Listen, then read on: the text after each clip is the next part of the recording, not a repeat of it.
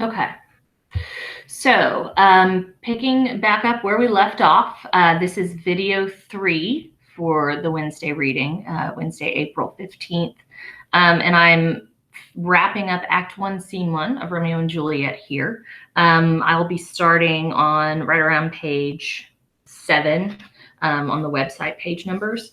So, where we left off, there had been a big riot started by the servants of House Capulet and House Montague.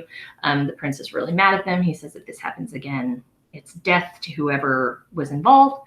So then they all leave. Left on stage, you've got Benvolio, Lord Montague, Lady Montague, and they talk about how the fight started. But then the conversation turns, and here we are. This is page 7. Lady Montague asks Benvolio if he has seen Romeo lately, and because he wasn't a part of this fight, and she's glad. She says, I'm glad he wasn't here for this. Benvolio says, yeah, I was walking this morning. I saw him in the grove of sycamores. He's been seen there a lot lately, walking by himself, and he seems really sad. And Mom and Dad, Lord Montague, Lady Montague, both agreed. They're like, yeah, he has lately. He's been locking himself in his room, shutting out daylight. Something's wrong with him, and we don't know what it is. So then Benvolio says, like, you don't have any idea? Montague's like, I really don't know. And so at that time, Romeo enters the stage. He's supposed to be kind of at a distance, and they see him, and Benvolio says, leave it to me, Uncle Montague. I can figure this out. I will figure out what is wrong with him. To which Lord Montague's like, well, good luck, man. I hope you can figure it out, and then let me know. And so then left on stage, you have Benvolio, who approaches Romeo. And this is where you get your first picture of Romeo as this like heartsick, like I find him annoying, I'll be honest with you. He's just so emo and just annoying with it. Just, he never answers anything directly. He dances around everything. Everything's super angsty and dramatic. When Benvolio says, good morning, cousin, Romeo says, is it that early in the day? Like, it's just ridiculous. So there's some dialogue back and forth. Benvolio's having to like drag it out of him. So what's making your hours go so slow? I'm on page 9, by the way. Romeo's like, I don't have the thing that makes it fly. Benvolio's like, are you talking about love? And so finally he's like, yes, I do. I love someone, and she doesn't love me. And then Benvolio's like, well, I'm sorry. That's sad. I'm sorry you're experiencing that. Romeo then goes on, and this is a famous set of lines. I'm going to read you the old Shakespeare side and bits of the modern side. This is the bottom of page 9. So Romeo says, alas, that love whose view is muffled still. When they say whose view is muffled still, this is the old Shakespeare side, they mean he's blind, and they're talking about Cupid. Cupid is supposed to be blind, like wear a blindfold. So if his view is muffled, it means it's blocked. Alas, that love whose view is muffled still should without eyes see pathways to his will. So even though it's blind, it still controls us. Where shall we dine?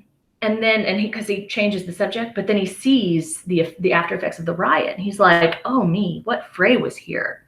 Yet tell me not, for I have heard it all. Here's much to do with hate, but more with love.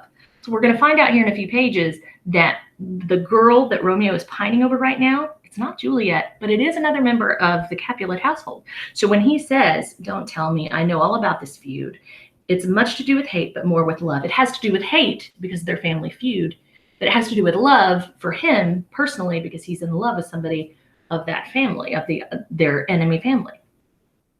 And then this is a very famous set of lines talking about how love works. Why then, O brawling love, O loving hate, O anything of nothing first created, O heavy lightness, serious vanity, misshapen chaos of well-seeming forms, feather of lead, bright smoke, cold fire, sick health, still waking sleep that is not what it is. This love feel I that feel no love in this. Those are oxymorons, like jumbo shrimp. You've got the feather of lead, bright smoke, cold fire. These are opposite words. And he's just talking about the contrary nature of love. It's awesome and terrible all at once. Okay, so then Benvolio is talking to him, and he's like, well, who is it? Who are you in love with? And Romeo's kind of dodging the question a little bit. But whenever Benvolio says, so she's beautiful, right? Romeo's like, well, yeah, she is beautiful. I'm going to skip over to page 11 here.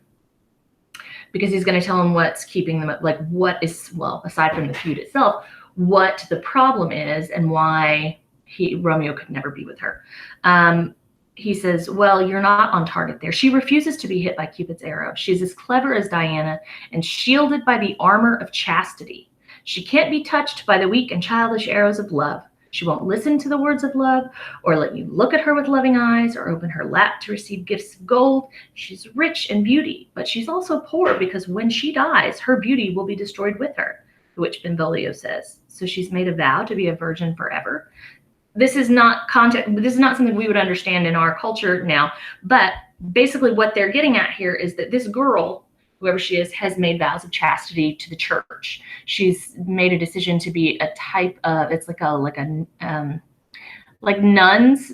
I don't know if that's exactly like if she's going to be a nun, but she at least has made vows of chastity to the church, where she has officially said, I will never marry. I'm going to be married to God. I'm going to be married to the church. And so he's lamenting the fact that she'll never pass on her genes of beauty, like her genetic code that makes her so beautiful. He's like, that's terrible. That's so terrible that she, in her vow to the church, is depriving me of the ability to make babies with her. Like, he is very focused on himself in this dilemma. And so Benvolio says, well, take my advice. Let's just forget about her. Let's find another girl for you to look at. And that's his solution. So Romeo's like, that could never happen. I could never, ever, ever, ever see a girl that would be as beautiful as her.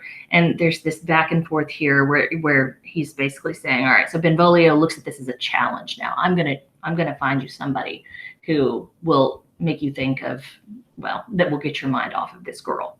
And that's how this scene wraps up. So I'm going to go ahead and stop this video so that I can start a new one for Act 1, Scene 2.